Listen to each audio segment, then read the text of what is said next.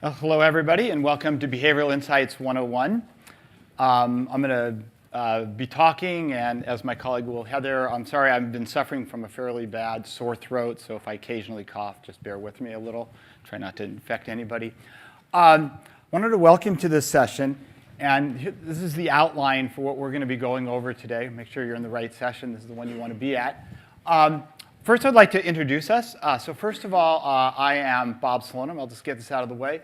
I am the Director of Research for the Behavioural Economics team of Australia, which is in Prime Minister and Cabinet.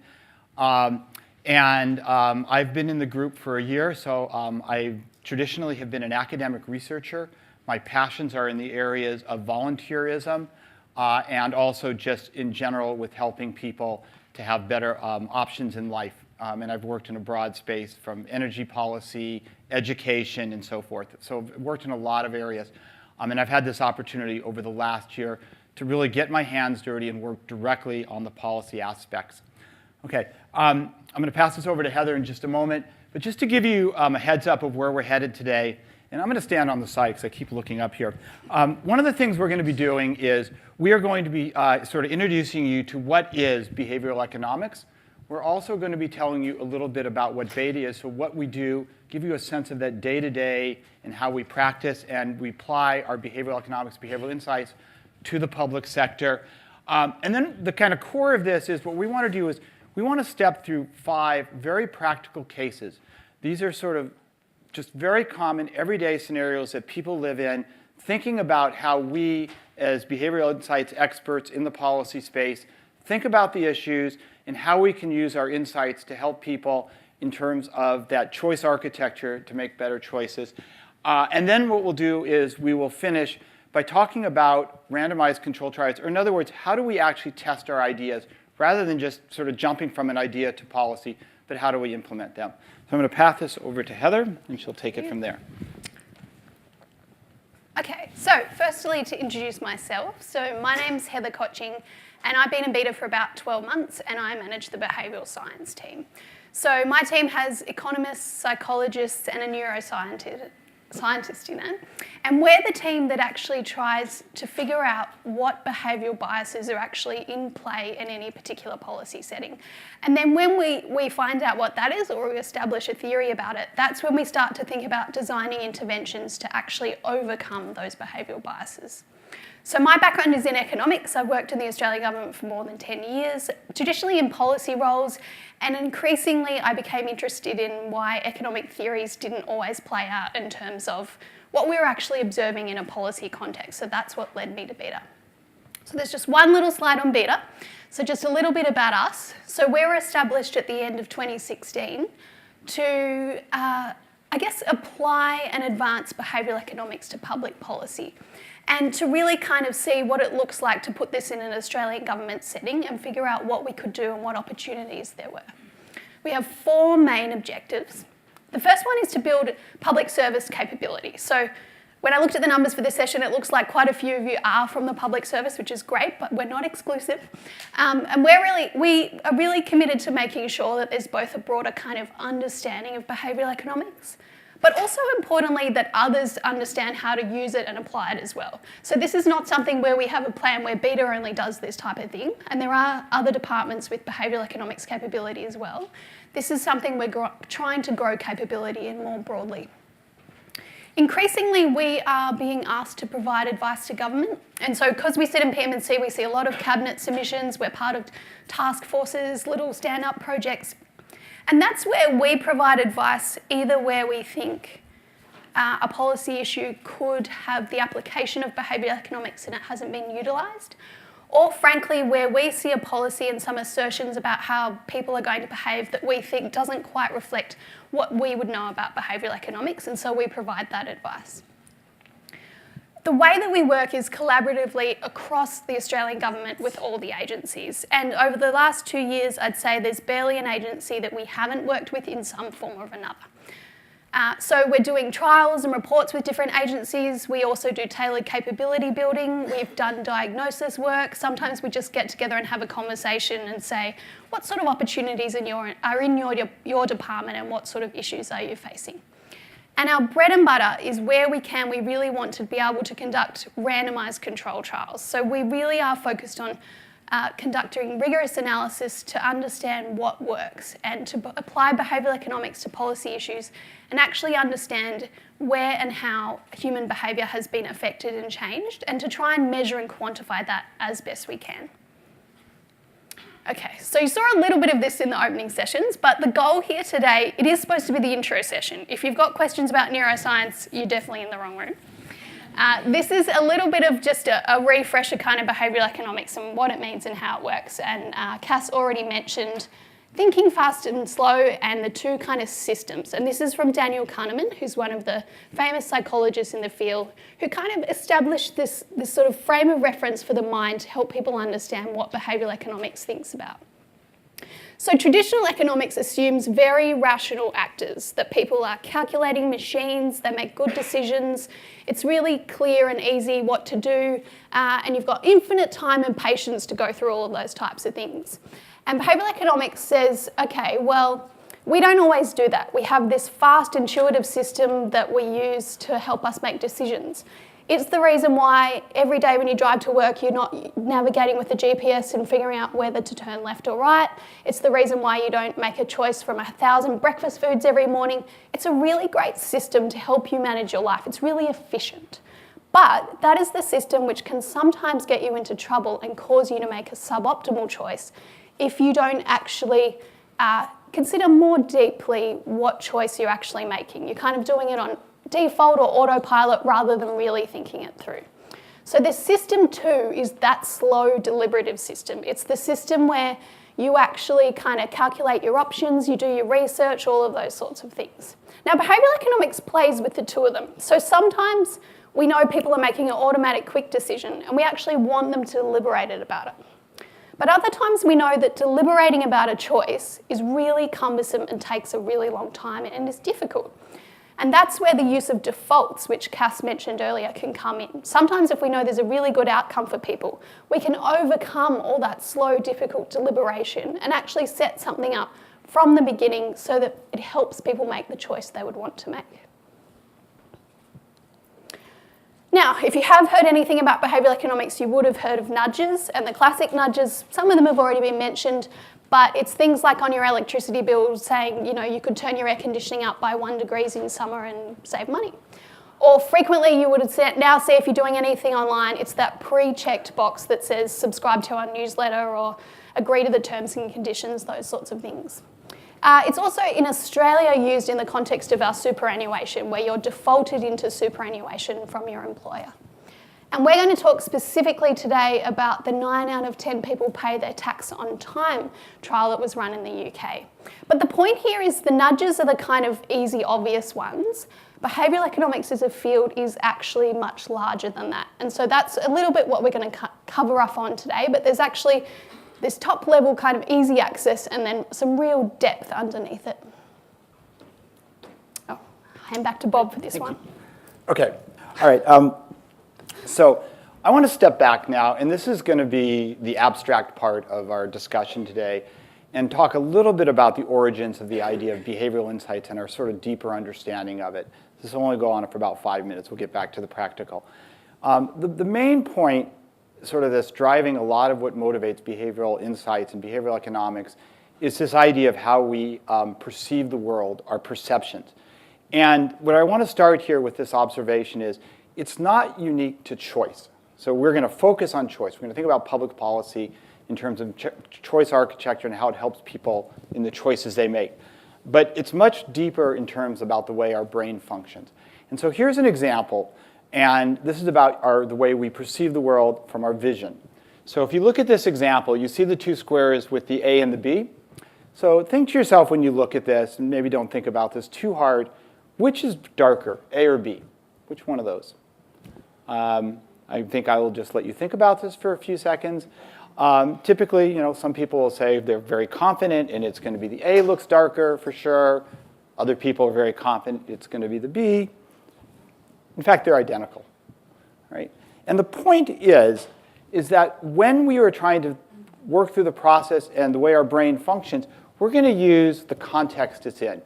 we're going to try and find ways, what we're going to call shortcuts into decisions. So we look at the contrast here, and we look at, oh, well, B, it's on this light square, but it's in the shade. The A, it's in a dark square, but it's not got that shadow on it. And our brain's going to do potentially very good processing, that fast system. Sometimes that's going to work really well. Other times it might lead us to the incorrect judgment. Okay. The second thing that I want to say in an abstraction is a contrast of how we in the behavioral insights and economics groups think versus how a traditional economics approach. So for those of you that have had sort of some background in economics, this is going to be quite familiar. But the idea is, and I'm going to introduce you to a character that you're going to see throughout the rest of this presentation, is a character named Chip. Chip is going to represent this rational decision maker, the person that economists typically typifies in thinking about how markets work, how individuals make choice, and how we design policy. And until about 25 years ago, 20 years ago, was the predominant way in which policies were set, regulations, tax policy, and so forth. So Chip thinks very practically. He weighs the cost and benefits. He knows everything. He knows all the information. He knows the legal structure that he operates in. He knows if he breaks the law exactly what the consequences are. He knows exactly how likely it is. He thinks about his choice of buying products in the store. He goes in and he looks carefully at the label, and instantly he knows exactly what the health benefits are. You know, bananas and apples. He knows which one's going to give him better vitamins, which one's going to be better on potassium. And he does exactly this calculation, and he knows how to balance his meals. He processes these things instantly. And then economists take that information and they use it in their modeling. They think about markets and supply and demand. And then you can start to think about how you might use regulation, you might use incentives, change prices, and how Chip would respond to that.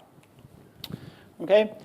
Behavioral economists have a more descriptive and sort of based on what I was just saying about this idea about how we process information and how that might differ from how Chip behaves. So it's not that we think that Chip, we don't all have a bit of Chip in us, but in addition, we also have this other side to us. So one thing that is very important in behavioral economics is a recognition of our social being and our social nature. And I'll come back to that. But the idea that we have emotions, we have passions, and that can affect our behavior. The other thing is like with Cass speaking earlier about the status quo and endowment effects and how we might get stuck on behaviors and just not want to think about them afterwards. Right? We don't want to spend too much time. So here's a basic structure. Thinking about these ideas about these shortcuts we use. Where does that come from? So neuroscience has now been mentioned twice already today. And in fact, if you're really fascinated by the neuroscience behind what we do, 2 doors down right now, unfortunately competing with our session, is an entire session dedicated to thinking about the underlying neuroscience. The core point that I think is relevant here, we know that our brain, it operates like a machine. It uses a lot of resources. We have to eat. We have to do all sorts of things to keep our brain functioning. If we start thinking about things really deeply, it's going to take more brain energy, more brain power, more resources. So over an evolutionary period of millions of years, our brain has developed to figure out how to make decisions really quickly, how to economize on choice. And what we refer to that is as shortcuts or heuristics in choices we make. Those choices typically have served us very well, but maybe not always and maybe not for every possible decision. And that's, again, where we then start to think about nudge policies and helping people when we think those shortcuts might lead to choices that are suboptimal. So we can think about this as we have cognitive limitations. It's derived from 3 different ways we can think about this. One of which is just information limits. One possibility just simply is we actually don't have all the information. In fact, that should be self-evident. We're always discovering new things. We obviously, things we're discovering now we couldn't have even thought about before. There's lots of information out there to process. It's just hard to get that information. It's very timely, very expensive.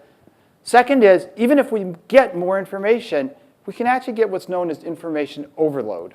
Right? We just get inundated with information, and eventually at some point we're getting information. And yes, it might matter. So for example, think of the socks you chose to put on today. How comfortable are they? How much information do you need to know to make that helpful. There's always more information. Maybe you have an allergy. Maybe it rubs you a different way and so forth, right? It can just be overwhelming, the amount of information, most of which you probably don't need.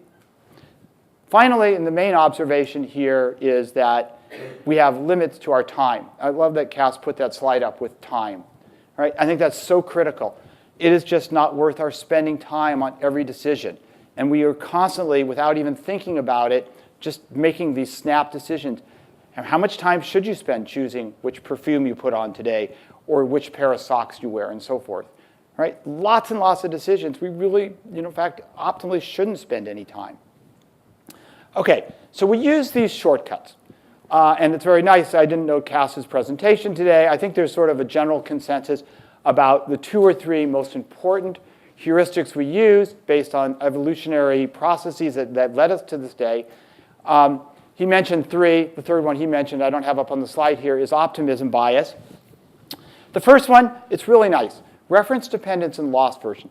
Here's the way this shortcut works in our decision making in a practical sense. One of which is that we're, as opposed to an economist who would tend to think we just sort of do some absolute assessment of everything we always do, a behavioral economist or behavioral insights policy folks, what we'll do is we actually appreciate that people often are making choices by comparison.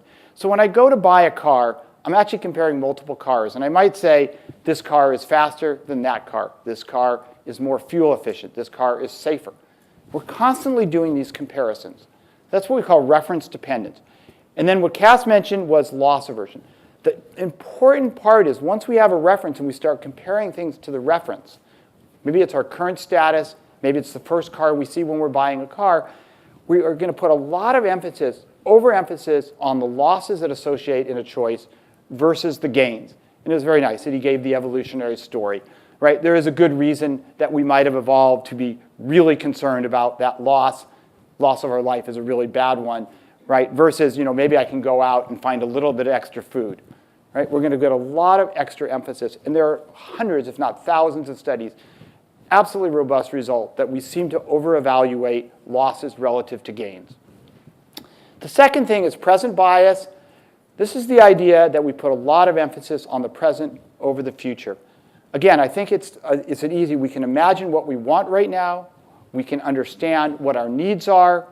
The difficulty is, when we start thinking about what's for a year from now, I don't really know what kind of car I'm going to want in a year from now. Right now, I just want a really flashy sports car that goes fast and impress my friends, right? Maybe I'll want that in a year from now, or maybe I'll be completely satisfied. Maybe in a year from now, I want a safe car. We're going to put a lot of emphasis on the present, which is what we know. Just very briefly, since Cass mentioned optimism bias, which I would have put as my third choice here of about 200 items we might put up here, this idea of overconfidence is really important. I think it's a double-edged sword. We know that 9 out of 10 people who start a business are going to fail within the first 3 years. And then they're going to start another business, and then they're going to start another business. The downside at the individual level of this overconfidence, you're going to do a lot of things that you're probably not well equipped to do. It's less obvious from a societal point of view that overconfidence is a bad thing. We actually want lots of people trying things in our society and constantly trying to invent new things. The second aspect of this cognitive limitations is that what we've seen is a lot of characteristics of choice that involves the social context we're in. In fact, how we evaluate other people around us. And I'm going to talk about 3 of these 4 that I put up here today. There's sort of 3 aspects to us being social beings, one of which is what we call altruism. And altruism is just simply, in the pejorative sense, the sort of common use sense, is just simply that we care about people that are less fortunate to us. And there's a good evolutionary reason for that. Our tribes survive if we're actually trying to help each other in our community, other people that are less fortunate, because then our genes are going to be carried on in those communities. That's the nature of altruism. The second one is reciprocity. We're going to talk about all of these, in fact, in these cases we're going to come up. Reciprocity is just simply from the Bible, it's the golden rule. Do unto others as you want others to do unto you. It's an innate human character that when people do things that are nice to us, we actually get value, joy, utility out of doing things nice back to other people. And actually, likewise, if people have done harm to us, if people we think have gone out of their way in some way have done things that have harmed us, we actually get joy, value, utility out of going out of our way now to harm them. And this is a big driver of human behavior, this idea of reciprocity. The third we'll also talk about is social norms. The idea of social norms, in a nutshell, is we look for cues around us. We look for ideas about how we actually think we ought to behave in society. So just think of, one of the big Australian charities, for those of you not from Australia, is the Smith Foundation, Smith Family Foundation. Imagine somebody comes to you or knocks on the door and says, we're collecting money for the Smith Family Foundation. It's a really difficult question if you think about it. What should you give? Should you give $5? Should you give $100? One of the things that social norms tells us is we're constantly looking for cues in the environment around us about what is appropriate behavior. And when you find that your neighbors are all giving $10 each versus if your neighbors are all giving $200 each, that can have a big impact on what you do. It's about fitting in. It's about finding the cues that tell us what is, in some sense, an appropriate behavior. So, to finish and we're going to now move into the section of our talk today where we're going to start introducing you these 5 cases. And what I want to do is introduce you to 2 counterparts to Chip. Chip is our mechanical decision maker. He's always calculating and figuring everything out. Our 2 counterparts are going to be Hugh and Uma. Sorry for the bad humor here. And they're going to characterize how we think is a more descriptive decision of how people make choices. And as we go through these examples, you're going to see how if we think of the world as Chip versus if we think of the world as Hugh and Uma, how we might think of how policies would be quite different. So, case number 1. No one likes to pay taxes. Okay? I think that's pretty clear. All else equal, if somebody said to you, we're going to make taxes voluntary, do you want to pay your taxes or not? And at the end of the year, you get a tax bill for $500, and it's completely voluntary. I'm guessing lots of people will start to think, okay, fine. And it becomes a voluntary activity where 5% of the population do it. So no one likes to pay them. But what I want to think about here is how Chip goes about that thought process as opposed to Hugh and Uma would go about this process. Chip is very rational and calculating. Chip says, I owe $500. Let me think about this. What do I get out of this? Well, almost nothing. Basically nothing's going to be returned to me. It's going into these public coffers to support all sorts of other things, infinitesimally of which might benefit me. I might think also, as this mechanical calculation, how likely am I going to get to be cost? It's 1% chance, that somebody's actually going to audit me and find this out. What are the consequences? The consequences are going to be, I'm going to get a fine in a year from now. Gee, maybe, if I don't pay the fine, then I don't pay another fine. Eventually something worse will happen. That's how Chip's going to go about the process. And how does our Huma go about this? So Uma in this circumstance, she doesn't like paying taxes either, but she thinks about this differently because she's just thinking about what else she could spend her tax bill on. So she's thinking, well, if I don't have to pay tax, maybe I could go on a holiday or do some shopping or any of those sorts of things. So they come up with the same kind of conclusion, but just from different perspectives. So this is Uma. She doesn't like paying taxes. She likes thinking about everything else that she could spend her money on. And this is where we're going to introduce what behavioural economics might do in this particular case. So in this scenario, and we know this happened, the tax office wrote to everyone and said, did you know that 9 out of 10 people in your neighbourhood pay their tax bill on time? And so then we think about, from each perspective, what character does what in this situation. So, Bob, would you like to go through what Chip does? Yeah, so first of all, if you had thought the world was Chip's, what would you do? You would increase the penalties. You would hire a whole bunch of extra staff, and they would go out there and they say, your odds of being audited are not 1%, they're 50%. You're going to do all these things that change the calculus that Chip does. Enormously expensive. So the government does this instead. They send a note that says, did you know that 9 out of 10? What does Chip do when he sees that? Chip looks at this and he says, why did they waste this paper sending this to me? Oh, whatever. It doesn't change anything. He sees it as still 1% chance that he's going to get audited. He sees it as he might have to pay a little fine. And into the bin that letter goes. And government should never have considered this if the world is made up of Chips. So what Uma does in this scenario is she gets a letter and she thinks, wow, I didn't know that I was in the minority in my neighbourhood.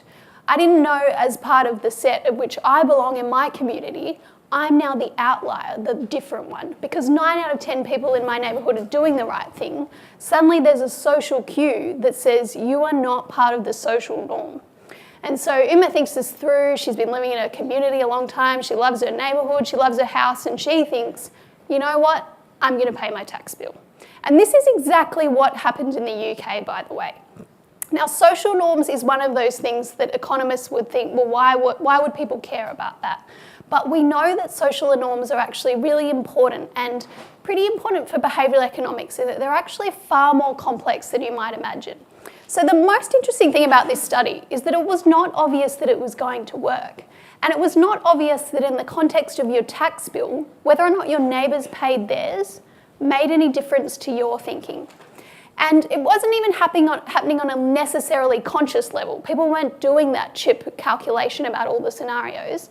They just heard what their neighbours were doing, and it made them more inclined to pay their bill.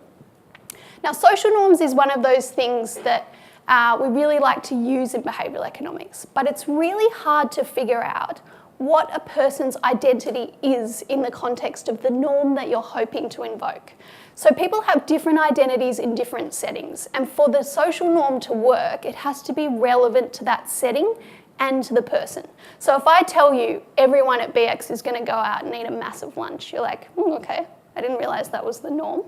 But in this context, that might be a group that you identify with. Whereas I tell you something that's happening in another country right now, that doesn't necessarily resonate for you as a group norm that you identify with.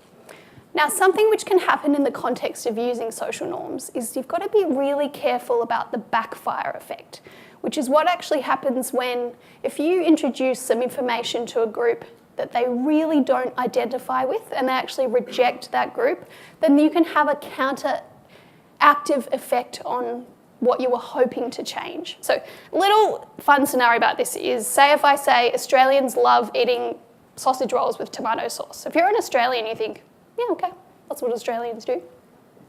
And if I say, oh, but Americans always have mustard when they have hot dogs, they're not about tomato sauce. If I tell you the information about Americans in that context, and you don't identify them with Americans, you've got perhaps some hypothetical reasons right now not to identify with some of the things happening over there, that might actually cause a backfire effect and the opposite behaviour to what you were hoping to invoke. So this one we're really interested in studying more as a field, but choosing the norm and the identity of the kind of context you're hoping to influence is really important. Now, another thing that it's important to be aware of is the scenario we've described is what we call a descriptive norm. So that's telling you it's describing some information and the statistics around the scenario. So 9 out of 10 says it's a description of what's happening. Another type of norm that's really important which we can use is the injunctive norm. The injunctive norm is about the right thing to do, the moral thing to do. It's kind of what society might accept, but it rarely has some kind of statistics about 70% of people or something like that. Now, a little scenario to explain this is if you're looking for social norm studies, that's not a norm. I had a look at, in fact, in my hotel room last night, and I think they'd done it quite poorly, but they didn't know they were hosting half of Beta, is that little sign that says, please reuse your towels and don't put them on the floor. Now, there was a really big study done that actually tried to figure out what type of norm messaging would be the most effective. And the one that was the most effective was the descriptive norm that said the majority of people in this room rehang their towels.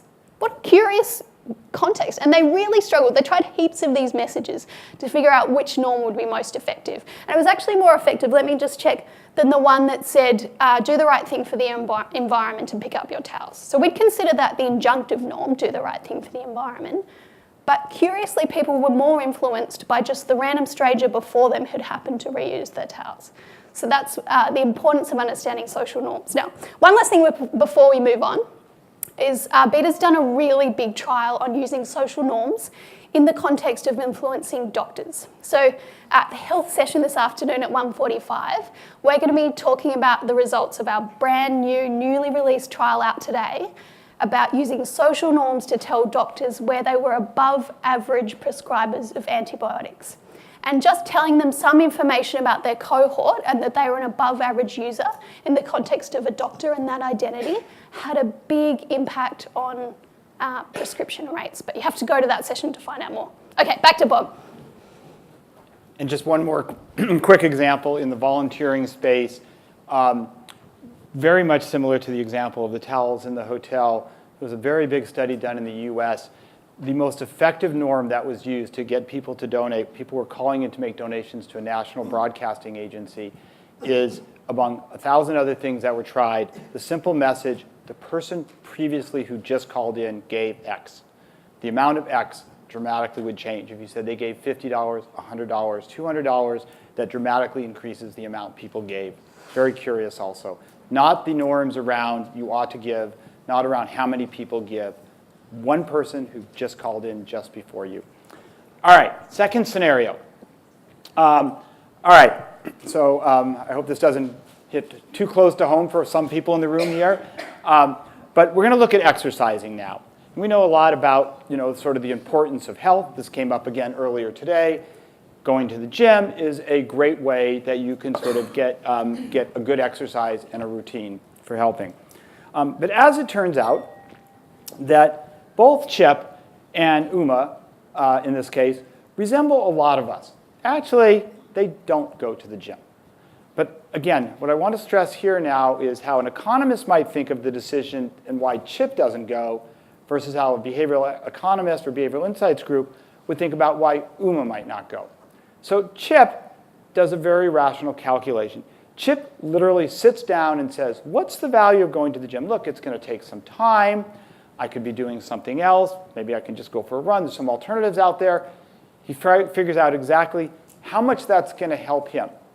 And then he compares it to the cost. And he says, oh, a membership's going to cost me $39, every fortnight. That's pretty expensive. It isn't worth it. Chip actually figured this out over the cost of his lifetime if I'm going to the gym and paying $39. And he clearly comes to this calculation. He says it's not the best way and decides not to do it. On the other hand, Uma thinks very differently about this decision. So Uma has been planning to go to the gym all year. Now, she's been planning it. So she really wants to go to the gym.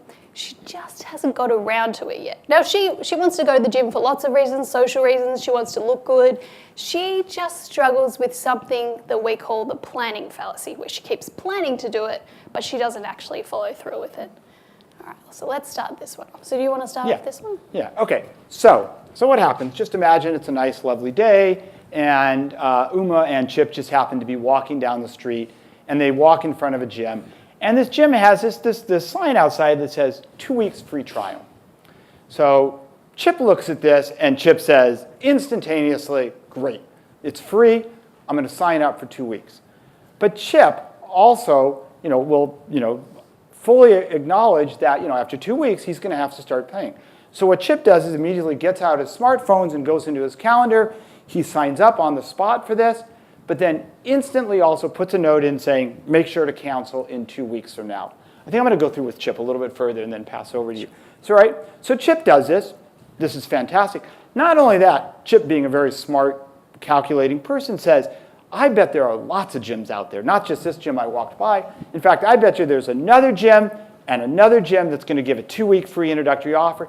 And Chip finds them out, and for the rest of life, oh, yes, I think I've got that here. There we go. Chip very cleverly plans out the rest of his life, and Chip is never going to pay to go to the gym. I don't think that's normal, but I don't think it's completely atypical. I have an older brother, my oldest brother, Sam. He actually is a bit of a Chip. My oldest brother, Sam, will sign up for every possible deal you can imagine and does exactly what I just described. So when an airline says, sign up for our credit card, you don't have to pay interest for a year, nothing, there'll be no fees. Sign up, you get 10,000 points towards a program. My brother will do this, he signs it up, he puts it on his calendar, and he always cancels afterwards. Did anybody here know a Chip like that, or a Sam? Yeah, we know a few people like that. Do we know a lot of people like that? All right, let's talk about actually most people. So most people, not anyone in this room, of course, what would they have done 2 weeks later after the free trial? Well, what Uma did is she'd been planning to go to the gym for the whole 2 weeks. She had her gym gear ready, she had new shoes, but she just didn't go to the gym. Instead, you can see her outside the gym having coffee with her friend because they'd been planning to go to the gym, but they just hadn't made it yet. Now, this planning fallacy happens because people are well-intentioned, but they're a bit optimistic and they don't have these kind of good structures in place that means they actually follow through with their good intentions. Now, the really interesting thing here is what you can do about this. So what we frequently recommend is the introduction of a commitment device. So that's something that helps you to overcome your planning fallacy. Now, there's plenty of these around, and frequently what they do is they basically make a human more like a chip. So Chip knew to put that reminder 2 weeks from now to call up and cancel his membership. What Uma probably needed is her friend to say, why don't we meet for coffee after we've gone to the gym? Or if she didn't want to actually follow through with the gym, she needed to put that reminder in her phone that said call up and cancel 2 weeks later. Because 2 weeks later, not only has she not gone to the gym, she's also forgotten to call up and cancel. So now she's being charged for a gym membership she's not even using. So now, I'm sure we can all think of a scenario where one of this applies to us. And the best check I had of this was we had a phone call with the graphic designers who we were trying to explain the scenario to, and there was this long pause on the phone, and then the guy, who's called Guy, said, oh yeah, I've been meaning to cancel my Foxtel membership. And that's when we thought, okay, yep, this is something that is pretty common. So you now have a 1 minute break, 1 minute, to think about whether or not you've got a planning fallacy you want to overcome and what sort of commitment device you could put in place. Now, 2 tips. Firstly, telling the person next to you actually helps. Telling someone about the commitment you want to make is known to make it more effective. Even better, write it down. Writing it down, putting a little reminder in your phone, something like that also helps. So 1 minute, go, we'll call you back.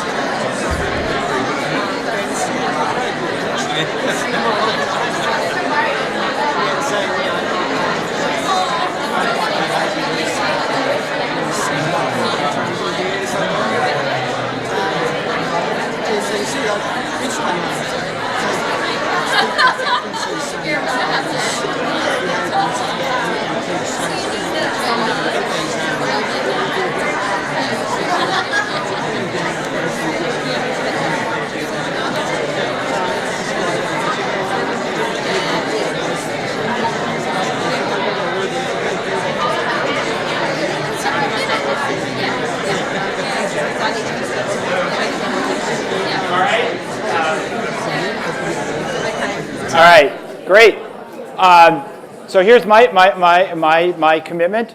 I've been trying to do this for several decades. I'm going to make this publicly in front of everybody here. In September, I'm going to run a half marathon. There we go. And now I know that if I ever run into any of you again in the next 10 years and you ask me this, I'm going to run that thing for sure. Anybody else, just super quickly, 1 or 2 people want to say what any commitment, any great idea you came up with? Dry July. Dry July, great. Anything else? One more? Cancel my subscription to Dropbox. Excellent. Did this once, and one of my colleagues, I won't say who, said they're going to cancel their donations to charity. I was not happy with that one. Okay, I want to just give you 2 practical places that we've seen this emerge. One is a website you can go to. It's called stick.com, STIKK.com. Behavioral economist turned entrepreneurial. You can go out there and you can do this. This is used by tens of thousands of people. And people make pledges to reduce or quit smoking, reduce or quit drinking, on health issues. It's very heavily used, very practical, easy tool.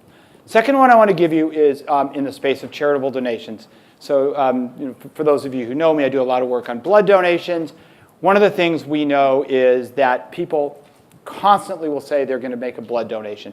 Over 50% of Australians, over 50% of almost every wealthy nation, people say they're going to go, they intend to make a donation, they'll tell you how great and important it is, and well less than 10% will ever do this. We actually built a registry. It's a national program in Australia. We asked people to join the registry. We didn't ask people to donate. We asked them to make a commitment to donate in a crisis. And then we used the registry. This has had about a 40% relative increase in donations. It's been very powerful. Just getting people to commit in advance can really change. So with that said, we're going to move. One point. I just wanted to mention, because Bob will never mention this, that the whole of Beta used stick.com as a team, and Bob was basically the worst at it. He never even signed up to a commitment, by the way. We study everything that we're pathetic at. Okay. So I just mentioned about blood donations. All right. So and I've just told you that this actually turns out to be extremely challenging. But I want to go back to Chip and to Hugh and how those two would make this decision. So Chip, he thinks through the process and he says, look, if I donate, let's imagine Chip is not just a mechanical machine now, and he may need blood in the future. Chip still says, but it doesn't matter. I'm still going to go into the system. I'm still eligible for blood, whether I donate or not. Donating blood takes time. It's really painful for somebody to stick a needle into my hand. I have to spend a few hours. I feel queasy. Why would I do this? What do I get out of this? And so Chip decides not to donate blood. Uma, on the other hand, Hugh, in this particular scenario. So Hugh actually thinks it's a great idea to donate blood. He doesn't do any rational calculations, but unsurprisingly, he just hasn't got around to it. He's been planning to donate blood for quite some time. Oh, do you want to start this one in? Yep. Okay, so this is what we did. We did a study in Australia, and we sent out a gift. And this is going to be the idea that humans respond to reciprocity. So we sent a gift to people. They've donated at some point in their life. These are typically people who haven't donated in at least 2 years and sometimes 5 to 10 years. And we sent a gift. We either sent it with a pen or without a pen. This is the idea here. We sent the pen. And when people got this pen, we just said to them, we want to appreciate the fact that you've helped us in the past. We're trying to instill reciprocity. What does Chip do? Chip gets this pen, scratches his mechanical head, and just trying to figure out, why did they send me a free pen? I don't know. A split second later says, that's nice. I got a free pen out of this. And he just stops right there, and he doesn't do anything else. He's just really happy he got another free pen. But Hugh, on the other hand, Hugh thinks about this and he thinks, how nice of someone to think about me and what I've done in the past. So this free pen means that he gets that recognition. And every time he uses the pen, he's like, yeah, no, I did donate blood that time. And the way humans actually think about this is if someone does something for them, they are more likely to give something back. So when you think about going to your friend's place for dinner, if they ask you over, you might say, oh, I can bring dessert or something to drink or something like that. Whereas Chip would go, awesome, okay, I'm getting a free dinner. End of. We know that humans are actually more inclined to actually be reciprocal when someone has done something for them. What does he do in this particular case? I mean, he doesn't literally walk his pen into the donation clinic, by the way. That's just for visual effect. But Hugh keeps thinking about every time he uses his pen, maybe I should donate. I've got that great free gift. And so he actually goes in this time and commits to actually donating blood. What does Chip do? What's that? What does Chip do? Chip just has a bag full of pens from every time somebody has sent him a free pen, or $1, I have to do a survey that he never does, and so forth. Okay, this is very powerful, reciprocity. In this particular study, if you sent a letter asking somebody to do a donation who hasn't donated in at least a few years, on average, about 0.4 to 0.5% of people will actually show up again in the next year to donate blood. In other words, it's really difficult. And these are even people that have donated at some point in their life. When we sent the pen, that tripled the rate. So instead of 0.4 or 0.5%, it actually goes to 1.5%. And countless other studies have found the exact same thing. If you send people a gift, it's not tied to actually they having to do anything. Just simply sending a gift, people get a warm fuzzy. They want to do something nice in return. This is actually going to lead to a second point just very briefly. We'll talk about randomized controlled trials. One of the reasons you do this is we might say, that was great, that's successful. We've tripled the amount of donations from 0.4, 0.5% to about 1.5%. But another reason we do it, and Cass mentioned this very briefly, is we also want to know the magnitude of the effects. And the fact that we saw this dramatic tripling, it still may not be worth doing because it's expensive. We have to buy the pens, we have to mail them out, and we have to trade that off about how many extra donations we get. We actually think in the end, although it was a great study demonstrating reciprocity, it was not a great study in terms of policy because it still wasn't necessarily cost effective. That's a really expensive way to get an extra 1% of the people to donate. Okay, so did you get a mug? I want to now do something really nefarious and devious and terrible. I want to make everybody in this room happy, but I can't afford to, so I'm going to only make some of you happy. I want to give some people a free gift. And my point is, what I want you to do when you find out whether you get a gift or not is think about in a few days from now when you're going to complete a survey about how much you enjoyed this workshop today. So we've randomized, maybe not the most brilliant randomizing, but if you could all now, I forgot exactly where this is, put your hand under your chair. Some of you are going to find some blue tack.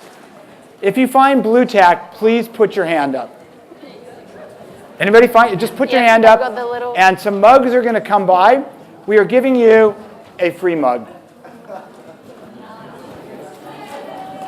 All right. Not the front row, it'll be second. I think there, maybe? Yep. If you get a little chip card, you get a chip mug. If you get a little Hue card, you get a Hue mug. Yes. There should be 10 of you in all, so hopefully we found 10 people. Yep. Is that everyone? How are the Hues? No.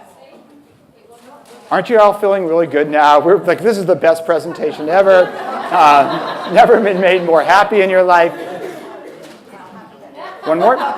There should be one more person over here. Look around under your chairs. We can just give it. Yeah, just give it to the person right next to you. There we go. All right. So now, if we were running a trial, we'd actually figure out who we just gave the mug to when we look at your survey. So we won't do that. But we're just hoping enough of you are really happy now. That'll help us look really good. All right, we're going to move on to the next scenario now. And now we've got a lot of warm fuzzy in the room. Okay. Another decision that we often make is around taking holidays or vacations. And what we're going to look at here is this idea of taking a trip to Melbourne. So for those of you not from Sydney, or not from Australia, that's about an hour-and-a-half flight, or it's about almost a 9-hour drive. Some people tell me it's 7 hours, but I don't get that. Okay, for me it's 9 hours, right? So in making this decision of how we're going to take this vacation to Melbourne, we are going to make Chip a very rational trade-off. He's going to say to himself, 9 hours, look, get my family in the car, that's 4 people. That's a pretty cheap way to get to Melbourne, but I have to think about also the fact that it also is going to take 9 hours. I've only got a few days for my vacation. Do I really want to spend one day driving back? Right? So Chip decides he's going to fly, and he's going to fly because he's just gone through all of these calculations, and he's going to assess the risk. How safe is driving? How safe is flying? He's going to, the fact that his family screams at him. He's going to go through all this, and then he's going to come up with the right choice. But our human, in this case, Uma. Okay, so first of all, Uma's kept thinking about, unfortunately, she paid her tax bill, but she still would like to take this holiday, right? So she's thinking about, yeah, I could go from Sydney to Melbourne, and when I think about it, surprise, there's a plane crash. But when she thinks about it, it's just the quickest way to get there. She doesn't overanalyze it. She just thinks, okay, what happens? The easiest way to get to Melbourne is just to catch a flight. Now, on the morning that Uma goes to book her flights, what happens? There's a plane crash on the front page of the news. So then she wasn't thinking about the safety and the calculations or the sort of thing, but then she gets up and she's just about to book her flights and she sees this plane crash. Suddenly she starts thinking, planes do fall out of the sky actually, and maybe this isn't quite as safe as I thought. What does Chip do in this situation? Chip does the calculations, and he says, look, over the last 10 years, there have been 3 plane crashes. And, that means that there's, like this infinitesimally small probability that planes are going to crash. Chip hears the news and just doesn't affect him. One more crash out of, billions of flights that are going on, it essentially doesn't change the risks for Chip. And Chip just doesn't change his plans at all. He goes ahead and buys his tickets. what does Uma do in this circumstance? Well, she was going online that night, and then just a complete coincidence, front page news, another plane has crashed. So suddenly, she's suffering from confirmation bias, which she had this tiny, tiny little nervousness. She was not calculating the probabilities. Complete coincidence, 2 plane crashes in the world on the same day. But she then decides, you know what I'm going to do? I'm going to take an 8-hour train to Melbourne. And she does this because confirmation bias happens when you look for information to confirm your initial hypothesis and you discard other information. So you're looking for things that just think, I knew that was right. I knew that when I typed it into Google, there's the first thing that comes up, you're like, I knew it. Must be right. You don't look any further. You're actually just looking for confirmation bias. Now, confirmation bias is one of those ones that, again, is really useful, but can occasionally be damaging when, rather than, particularly in a work context, rather than looking at all the information, you just have an initial theory, and then you're just looking for selective pieces of information to confirm the theory. Now, a couple of things to mention here. First one is the other session I'm facilitating is called Nudging the Nudges. It's on tomorrow. And that one we're actually going to be looking at the biases of public service professionals. And this is a bias in this context that I think is really important. How can we de-bias ourselves to make sure we don't suffer from confirmation bias? Or frankly, at least we're aware of it, and how can we help each other find ways to overcome it? Now, the other thing I wanted to mention is a study about the impact on confirmation bias and the fact that lots of people suffer from it. So there was a previous study that looked at confirmation bias by doctors. And this meant when someone was coming in and they were expressing some symptoms to the doctor would very quickly form a hypothesis about what was wrong with them.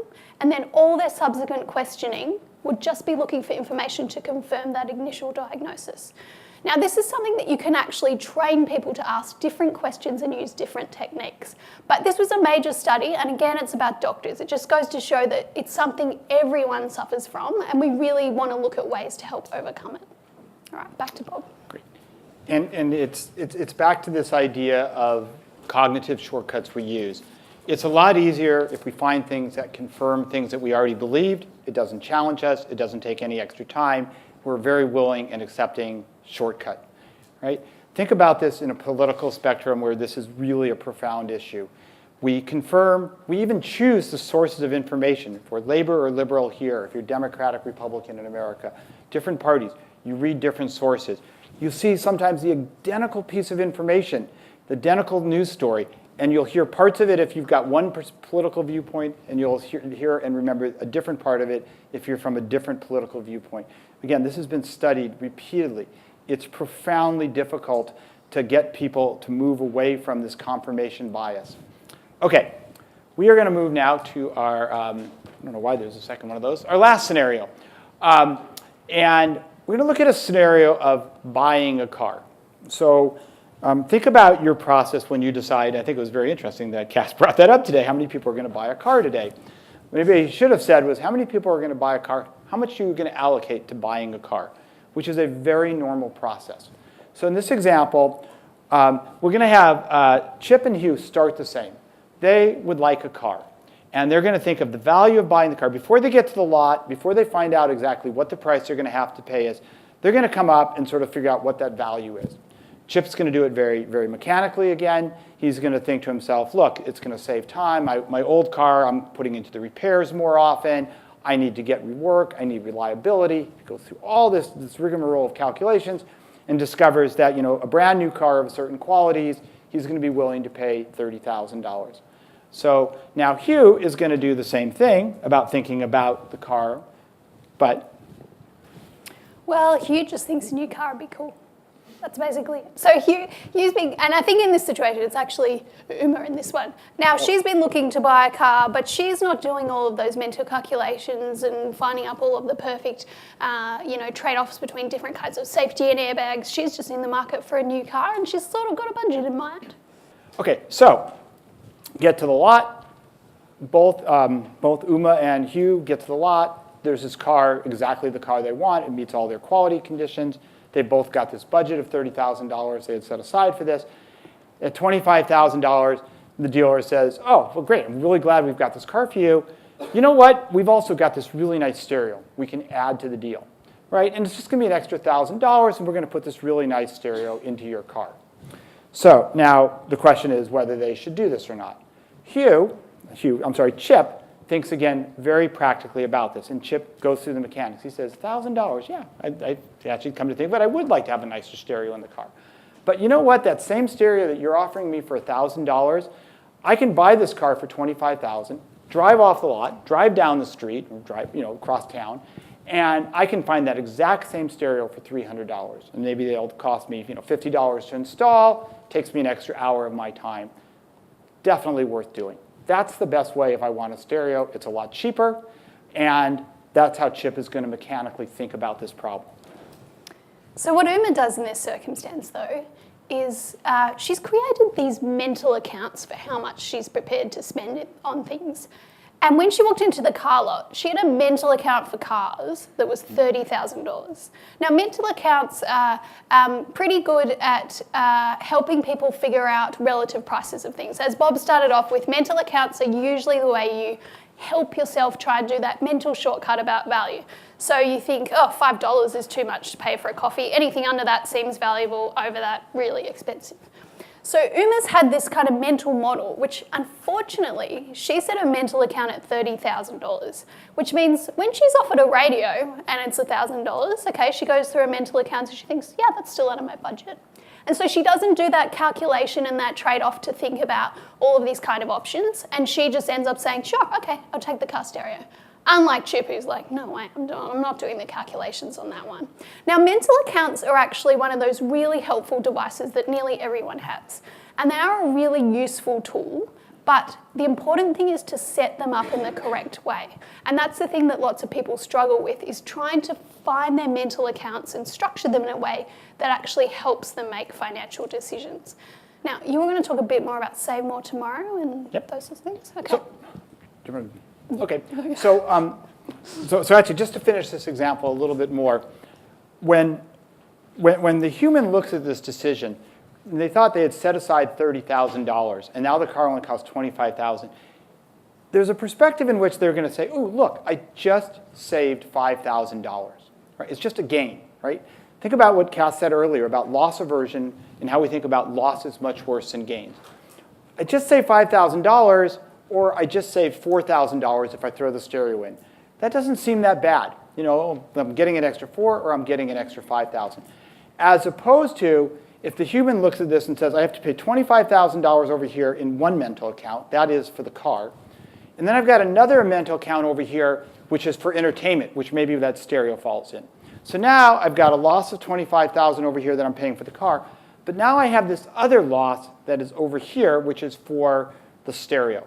And it's that loss that takes a lot of extra weight when it falls into this other mental account that is probably driving our humans from not doing that calculation the way the way Chip would, and instead views this as two losses. Yeah, I'm going to get the car with the stereo altogether right now, because $26,000 is actually, in fact, being viewed now as a savings. This is a program that Cass and Dick Thaler and a number of other people use this concept of mental accounts for probably what is the largest and most successful program to help people to increase savings. So savings is a really difficult task. Trying to get people to save more for their retirement. Very important and a huge social issue if people aren't saving and more reliant on welfare states when they hit retirement age if they don't have the money. So how can we get people to do this? And I will say probably in the economics literature for 30 years, it's been one of the most consternating, challenging, and unsuccessful.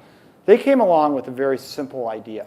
Use the idea of mental accounts and get people not to save being viewed as a loss, but less of something that they're going to get that they think of as special. So Save for Tomorrow was a program that essentially went to employers and said, can we set something up whenever somebody is going to get a pay rise?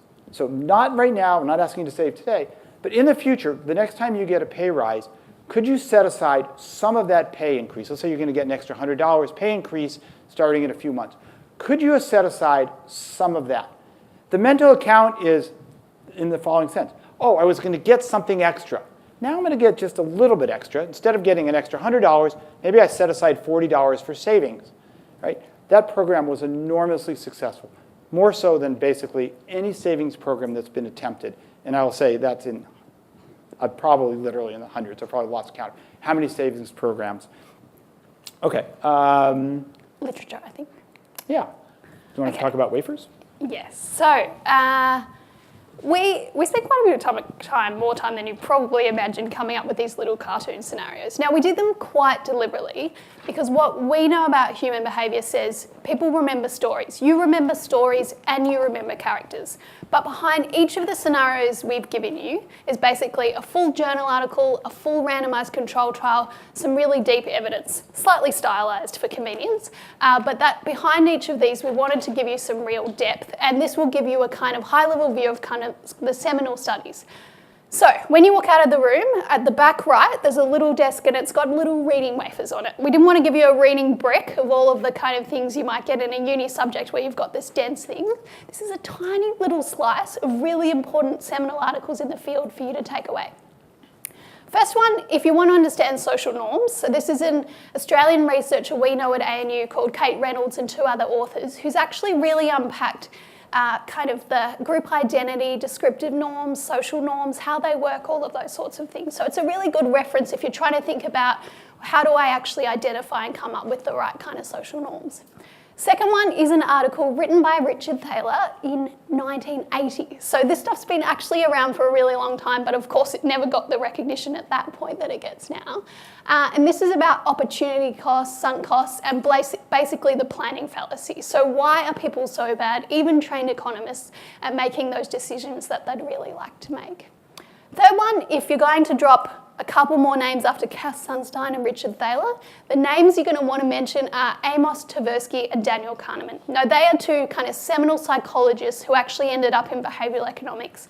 And they wrote this paper together back in 1971, which is how bad people are at calculating actual probabilities.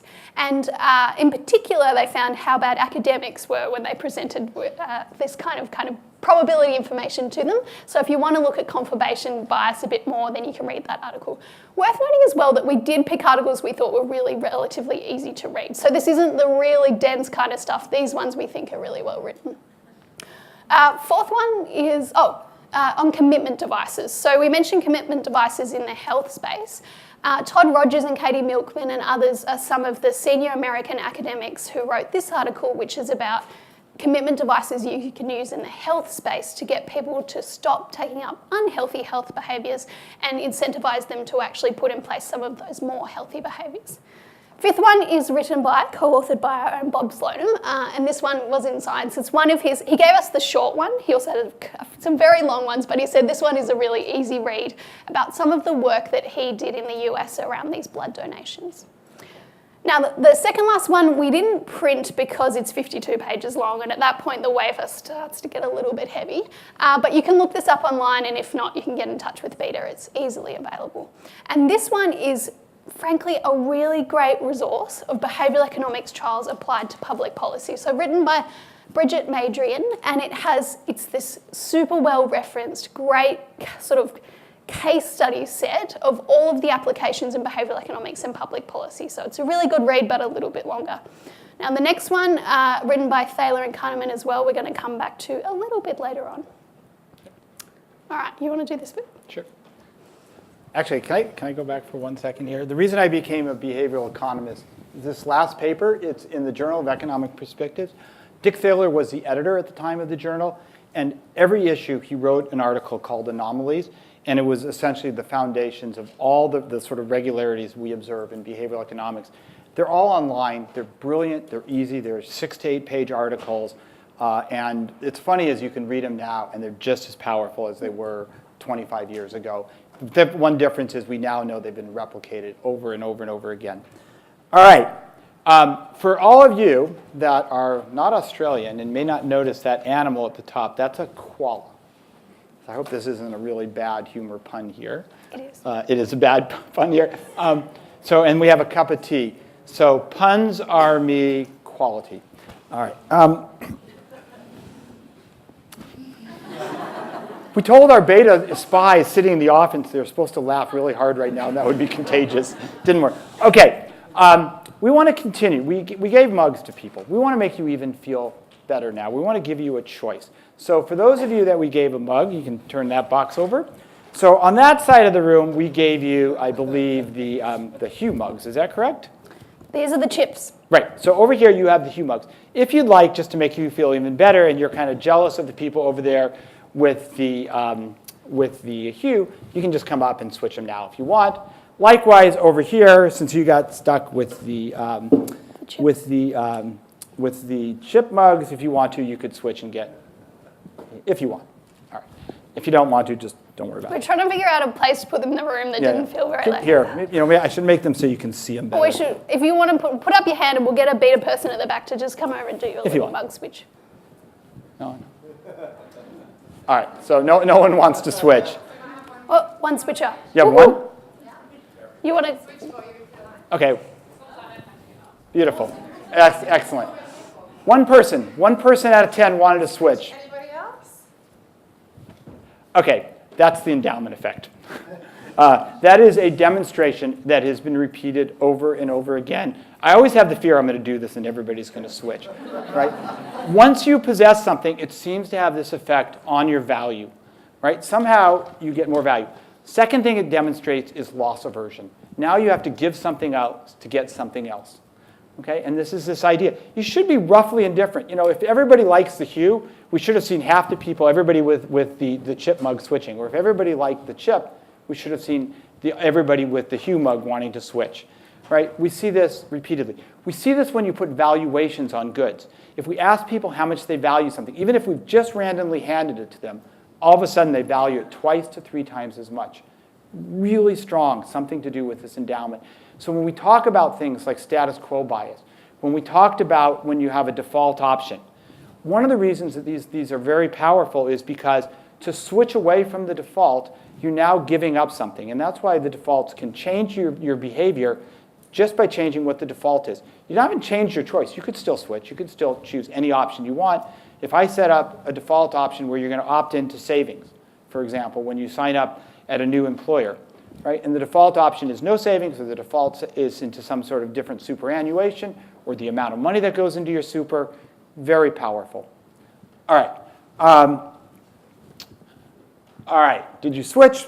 Well, 10%. Actually, typically we find it's around 20%. So you guys are a little bit stronger on the endowment effect. Our sample size is pretty small.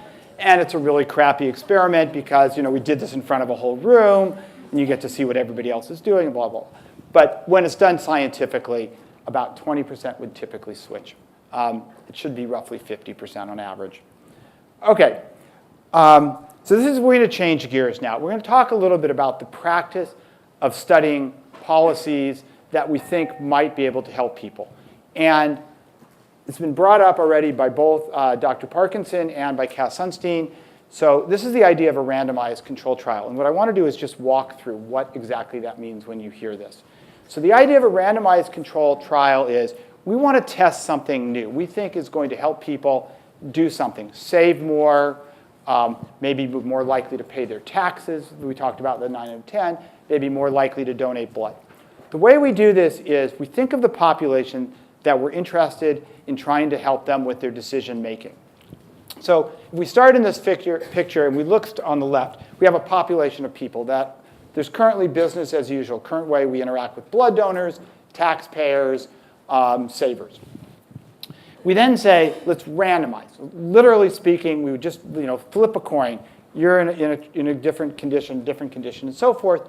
Some of you are going to be, if we would test is what's the current policy, we're going to call that business as usual, versus others that are going to be what we call the treatment, or the thing that it is, our new idea that we think is going to improve the outcomes for people.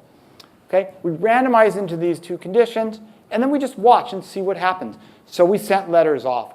Some people got a letter with a pen in it, some people didn't. Some people were sent a note saying that 9 out of 10 pay their taxes. Some got a letter that just said, you owe taxes. Okay?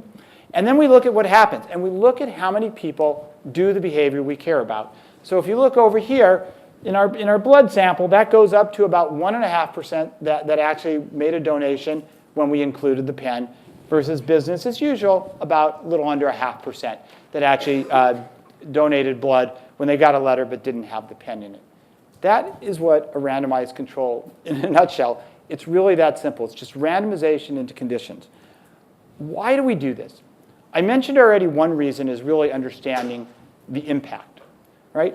Cass was asked a good question. I think it was actually a really phenomenally important question. It says, well, if we already know what's going to happen, why do it also? Isn't there an ethical issue? If we know this is going to improve situation, why not just implement? Well, actually, a lot of times we don't. We know that it worked, maybe a study in England, with a certain particular letter to a certain particular issue about non-compliance of tax. Is that exactly the same if we come to Australia? Is it the exact same reasons? Maybe people here in Australia already believe that 98% of people pay their taxes. And now you get a letter that says 90%, and there's a bunch of people going, what, 10% don't? Geez, fine, I don't want to be the sucker either, right? So that's why you do this. And I'll give you a couple examples. One was a program that was implemented a number of years ago in the US. Basic idea. We're seeing this massive increase in incarceration of young people committing crimes. And there was a belief out there that one of the reasons this might be going on is that young people really don't understand the severity of what it's like to spend time in jail. So they ran a trial. And what they did in the trial was they sent people from high schools, people that they thought were at risk. So that's the population, at-risk kids in high school. They're worried about that might be heading towards a life of crime. And they said, you know what we're going to do? We're going to send you to jail for a day while you're in high school. They haven't done anything wrong yet. But the idea was they could see what it's really like, what that hard, sort of tough life of being in prison is. Seeing people that are in lockup for 23 out of 24 hours, seeing the food they eat, so forth. So they ran the trial. Actually, it backfired. They actually saw the people that went there and actually had that experience were more likely to head towards a life of crime than those that had not been. I'm not going to go through the discussion today. There are lots of stories about why it backfired. But the point I want to make here is the intuition made a lot of sense. It makes a lot of sense to say if you don't really understand the consequences, right? Our Chip probably would have reacted. Chip might actually have updated his beliefs. He might have thought that prison isn't so bad. Look, we watch all these TV shows, white-collar crime is not so bad. What's the big deal? It's kind of a cool place to hang out with people like myself, right? Chip might have reacted. Maybe, in fact, we had the wrong idea. Maybe they actually thought it was horrifically bad. Maybe they thought they're in solitary, locked up without ever seeing the light 24 hours a day. Hey, getting decent food 3 days a meal doesn't seem that bad. Okay, I want to give you now another reason why we run RCTs. And what I'm going to try and make an argument here is that these situations I'm about to show you seem nearly identical. So we have two phenomena that we would like to work on. I'm going to start off, describe the situations, describe how an economist would think about what might work effectively, and then we're going to run the trial, and we're going to see if the economists were right or the human aspect of behavioral insights is correct. Situation number one, this was done in Israel, although this would be true in Australia or any place else in the world. What do you do if you're running a center for children, young children, preschool and younger, and a parent doesn't show up? You're closing up at 6 p.m. What do you do when that parent doesn't show up? Now, one could say you're just going to be harsh and just put the kid out on the street and say, whenever the parents come, look, we're done. We said we closed at 6, right? No one's going to do that, right? So one of the ways that you might think about doing this and trying to get people to change their behavior is to actually start to put a fee on this, right? And this is from an economist's point of view, this should really be powerful. I'm going to start charging you $5, for every half an hour you're late. In Israel, what they actually set this up to be in this particular study, it was $3, the equivalent of $3 for every 10 minutes, right? So it's not non-trivial amount. Okay, so the idea that the economists would have is that that should be motivating to get people to come on time because they've now added the cost to showing up late. Second scenario, blood donations. We're going to keep coming back to blood donations, can't help it. So blood donations. We know that very few people donate. We're observing under 10% of the population. And we have a crisis. There are oftentimes we just do not have enough blood supply. So a standard economics approach might just simply say, why don't we just start paying people or giving some incentives away? Okay? So it makes sense, right? If I was going to do it, I'm feeling good about doing it, and then somebody says to me, and I'll give you an extra $10, or I'll give you an extra $20, or I'll give you a nice T-shirt or a jacket. It just makes it seem better. Right? So again, the economics approach suggests that should actually increase the supply of blood. Now, what does the behavioral scientist say? The behavioral scientist says we're social beings. And there are things we care about beyond just the costs and the benefits from a financial perspective. So back in the daycare center, we might actually think that there's other reasons we show up on time. One of the reasons we might show up on time is somebody is just taking care of our kids all day.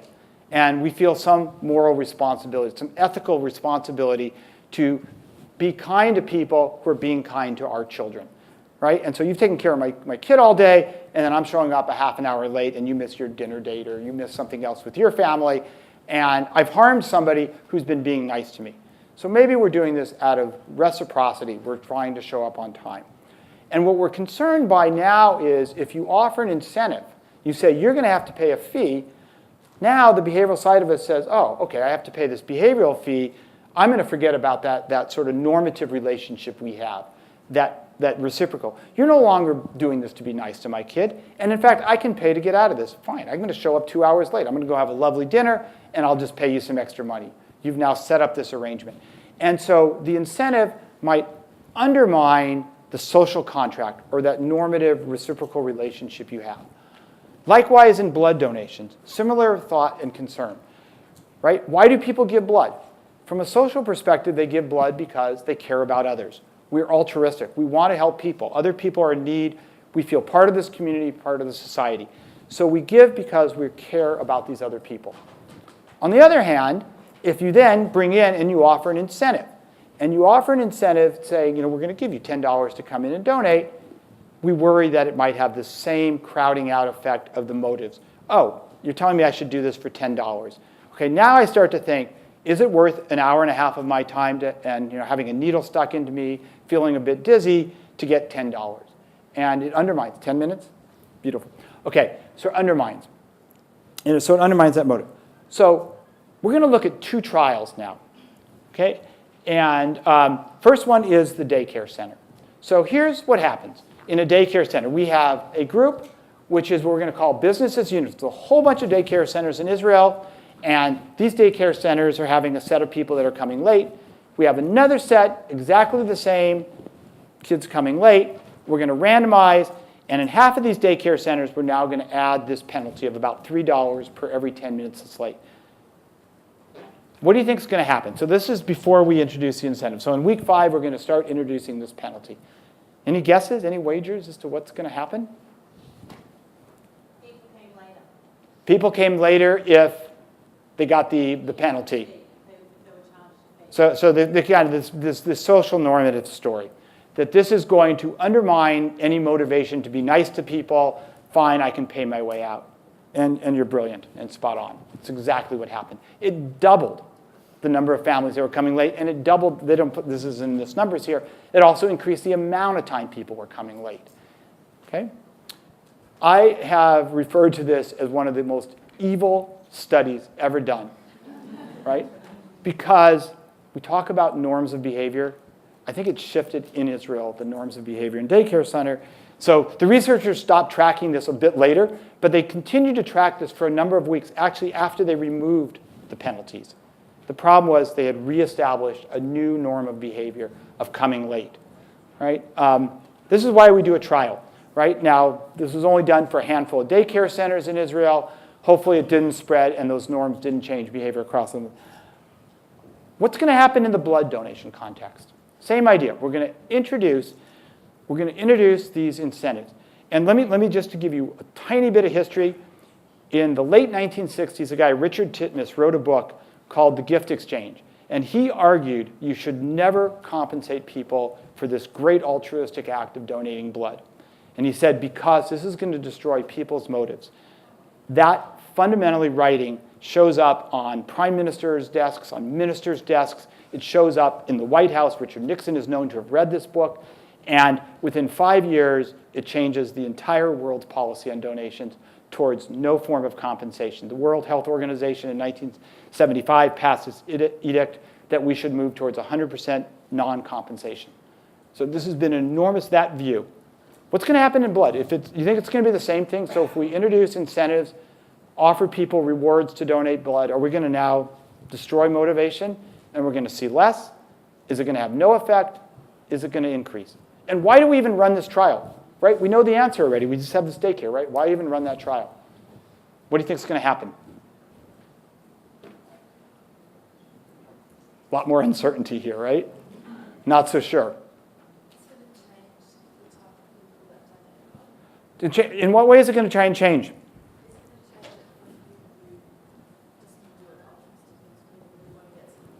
Okay, so, and the concern with that, as Richard Titmuss wrote, was beyond just it's going to change towards less good quality of blood donations.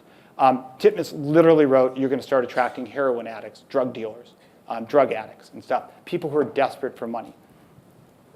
It's not what happened, right? So here's the overall. This is an enormous study with hundreds of thousands of donors in the US. We did this over multiple years. In fact, we've done many trials. It's now been replicated probably about 9 different countries, probably about 16 different teams of researchers. What I'm about to show you from our work is absolutely representative of every study that's out there. We offered $5, $10, and $15 gift cards. You're not allowed to offer cash, but we could offer gift cards, and these gift cards could be used anywhere. So they're pretty darn equivalent to monetary value. And what we found was, if you look at first this figure on the left here, 15% of the people, if being asked to donate, these are going to be regular, consistent donors. 15% would show up at a drive if you don't tell them anything about an incentive, don't offer any reward. On the other hand, if we offered a reward, $5, $10, or $15, what we saw was a 5 percentage point increase, or about a 33% relative increase in the people who showed up.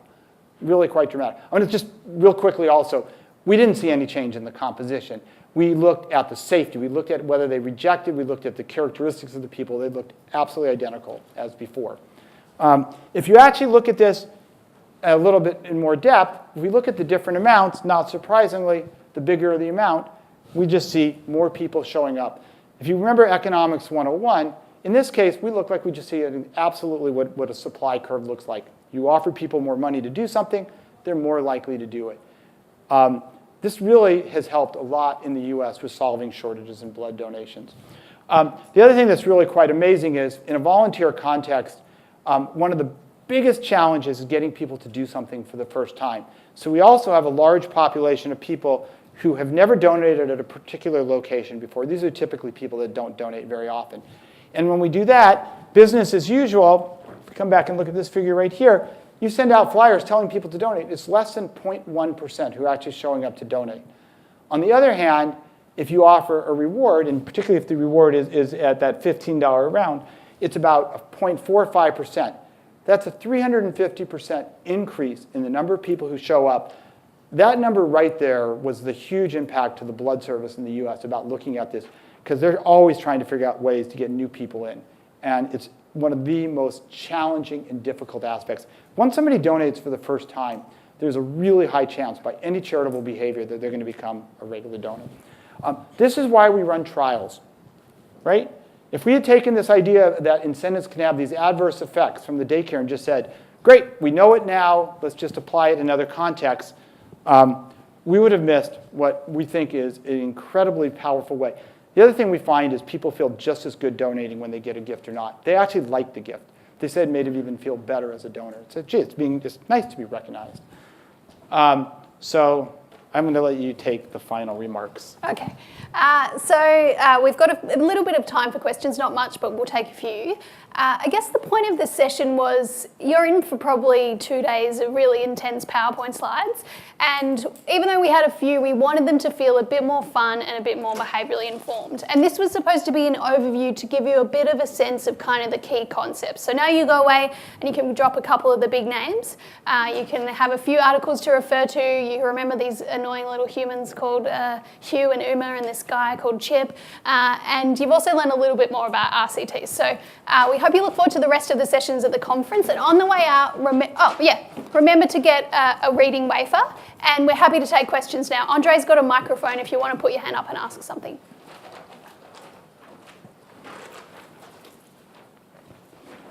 Hello, thanks for that. That was really useful. I've heard some of those ideas before from our BI team at Environment and Energy, but it was really good to understand it much better.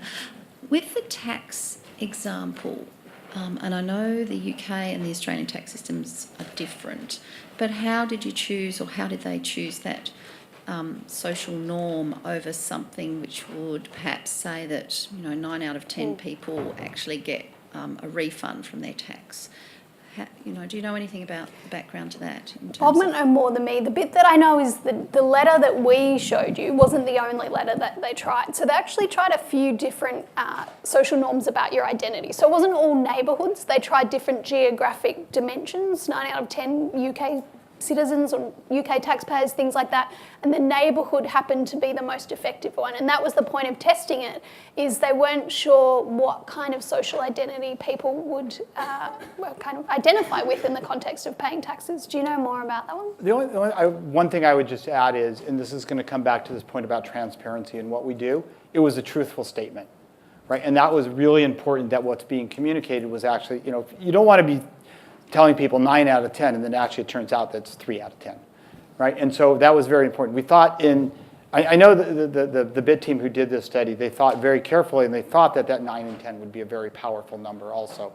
And I suspect, had it been much lower than that, they probably would never have tried the trial.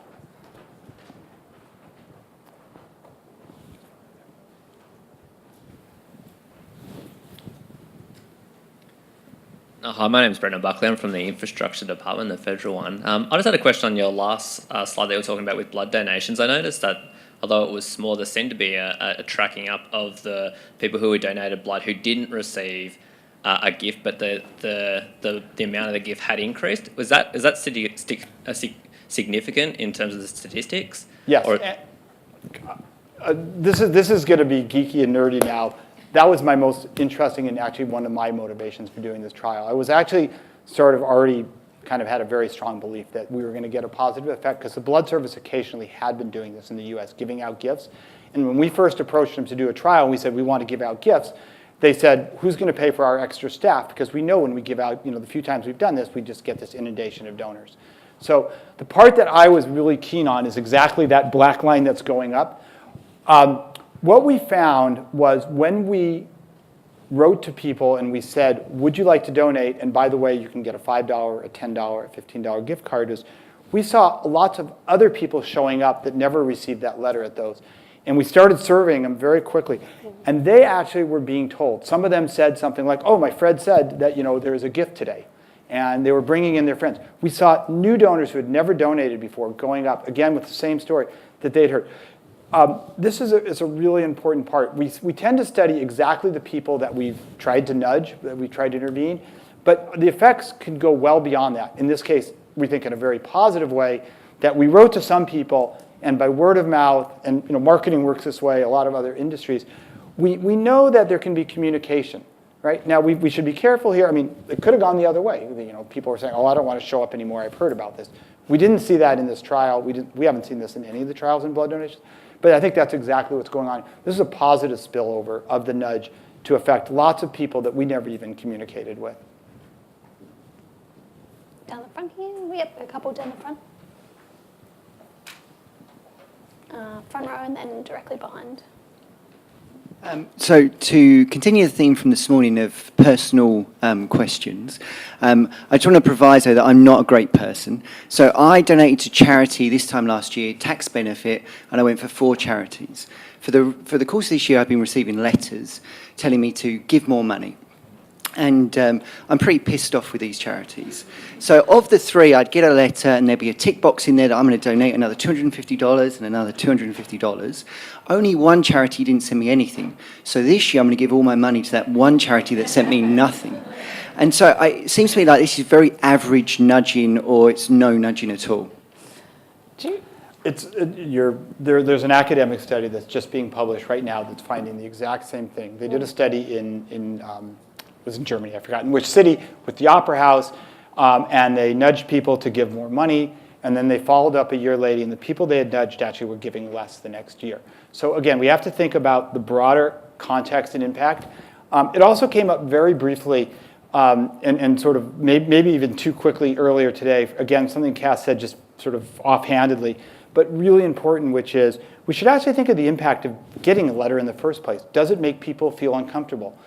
In the charitable donation space, if you tell somebody a week before you show up at their door and you say, hey, we're going to come next week and ask for a donation, guess what?